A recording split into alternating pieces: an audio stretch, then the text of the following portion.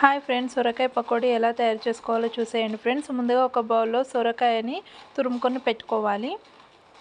ఇప్పుడు ఆనియన్స్ని కట్ చేసి వేసుకోవాలి.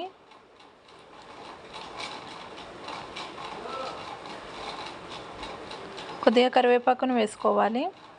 1 గ్లాస్ శనగపిండిని వేసుకోవాలి. 1/2 గ్లాస్ బియ్యం పిండిని వేసుకోవాలి. కొంచెం పసుపును వేసుకోవాలి. కొద్దిగా అల్లం వెల్లుల్లి పేస్ట్ వేసుకోవాలి.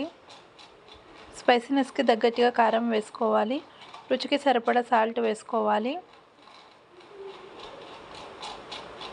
కొంచెం ధనియా పౌడర్ వేసుకోవాలి. కొద్దిగా గరం మసాలా వేసుకోవాలి. కొంచెం జీలకర్ర వేసుకోవాలి. కొన్ని వాటర్ వేసుకుంటూ ఇలా కలుపుకోవాలి. చూడండి ఫ్రెండ్స్, ఇలా కలుపుకోవాలి. ఇప్పుడు స్టవ్ ఆన్ చేసుకొని కడాయి పెట్టుకొని డీప్ ఫ్రైకి సరిపడా ఆయిల్ వేసుకొని హీట్ చేసుకోవాలి.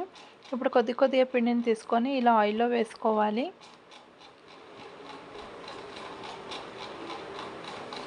ఫ్లేమ్ మీడియం ఫ్లేమ్లో పెట్టుకొని మంచిగా కలర్ వచ్చేంత వరకు ఫ్రై చేసుకోవాలి ఫ్రెండ్స్.